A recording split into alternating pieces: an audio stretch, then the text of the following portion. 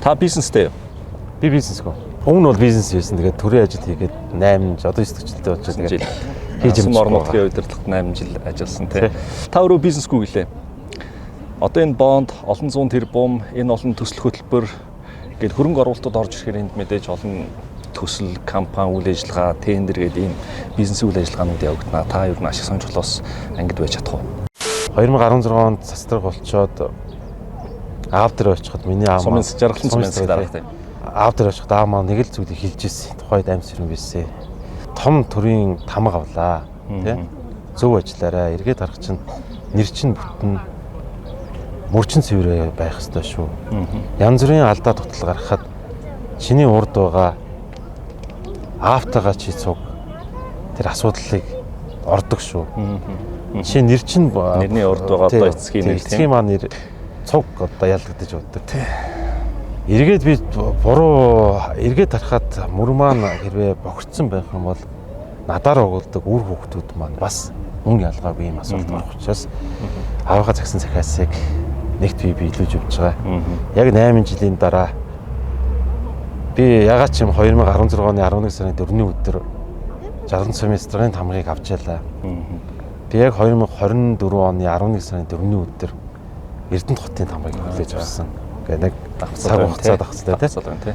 Яг тамгаа авчаад оройн гэртээ ороход манай эхнэр яг л миний аавын хэлсэн үгийг хэлж ирсэн. За минь наа эргээд харахад нэр чинь бүтэн мөчин цэврээгараа өрөө хүмүүстэй хоёлоо бодсон шүү. Энэ Эрдэнэт хотын ирээдүйн төлөө миний хань сайн ажиллаж шүү гэж загчээсэн. Тэгэхээр миний эрхэм хоёр хүн маань ингэ загчээс учраас би хизээж ирэх ашигыг урдаа барихгүй.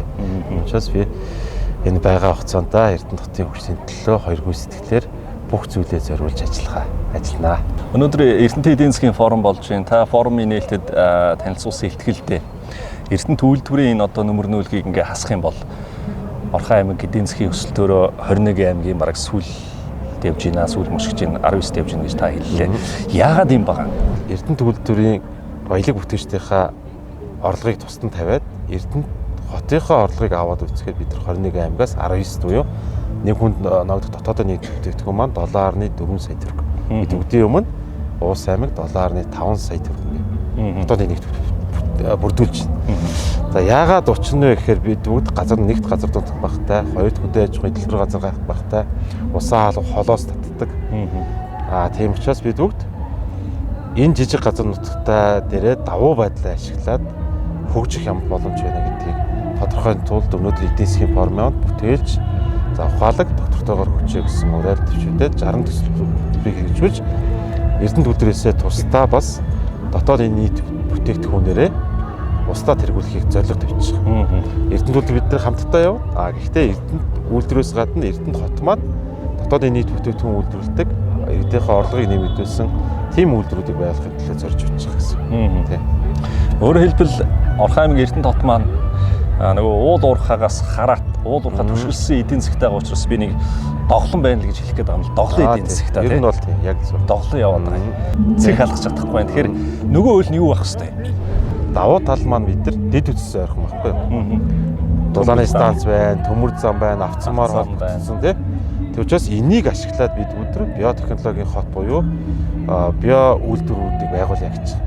Манай өнөөдрийн илтгэгчнэр ч гэсэн биотехнологийн үйлдвэр байгуулах боломжит бүх үйлдвэрийг бас иргэдэд танилцуулж байна. Дээрээс нь Солонгос улсын хотуудтай биотехнологийн үйлдвэрийн талаар самжиж байгуулж, судалгааны төв байгуулах, ихтэй сургуулиудыг байгуулах.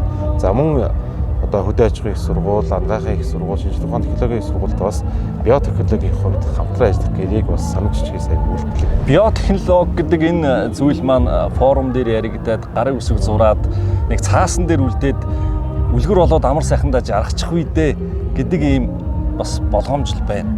Энийхээ араас хэр явах юм? Ямар яг бодиттой төлөвлөгөө байгаа юм? Зөв. Иргэдэд зүгээр биотехнологи гэдгийг энгийнээр ойлгуулвал за байгалийн болон хөдөө аж ахуйн гаралтай түүхий эд материалыг за үнэтэй бүтээгдэхүүн болж боловсруулах салбарыг хийж байгаа. Тэм учраас бид бүгдийн иргэн тойрогт олон органик одоо түүхий эд байна гэсэн.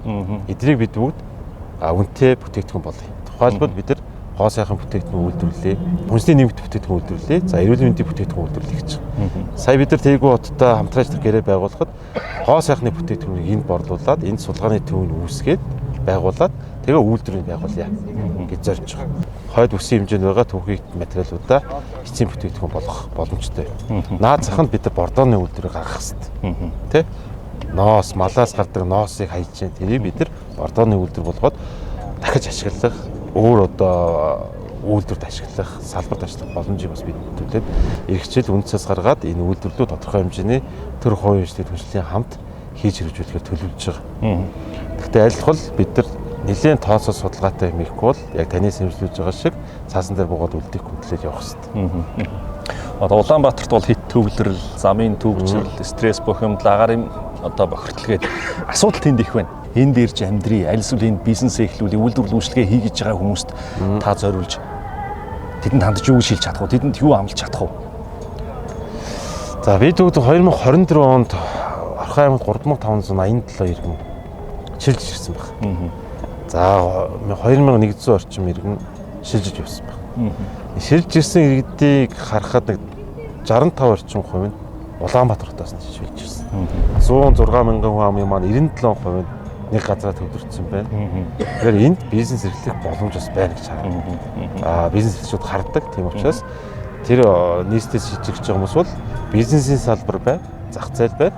Дээрээс нь бид нар биотехнологийн үйлдвэр болон ажлын байр нэмэгдүүлэхээр Эрдэнэт үйлдвэртэйгээ Орхон аймгийн засгийн тамга газар шинэ илгээлт 50 гэсэн хүчний төлөвлөгөөгөө бас батлаад самжиж байгуулад 6 төслийн Эрдэнэт үйлдвэр, 6 төслийн Орхон аймаг хэрэгжүүлэх гэж байна. Энэ 12 төсөл хэрэгжснээр ойролцоогоор 3800 орчим ажлын байр бий болох боломжийг бүрдүүлэхийг зорж явж байгаа гэсэн. Тэгэхээр ажлын байр байгаа тохиолдолд гэр бүлөө шилжиж ирэхэд энэ боломж байна. Хүүхдүүд нь сурах таатай орчин байна тий. Манайх ч бас их 50 хатарчтай залуус. Нийт 106 мянган хүн амын маань 64% нь залуус. Тэгэхээр бид нар нөгөө залуусын хот гэж ярьдаг. Энийг бас баттгаж залуусыгаа ард иргэдэгэ тоглог 50 орчинд амьдруулахыг зорж ажиллана гэсэн. Баярлалаа, амжилт хүсье.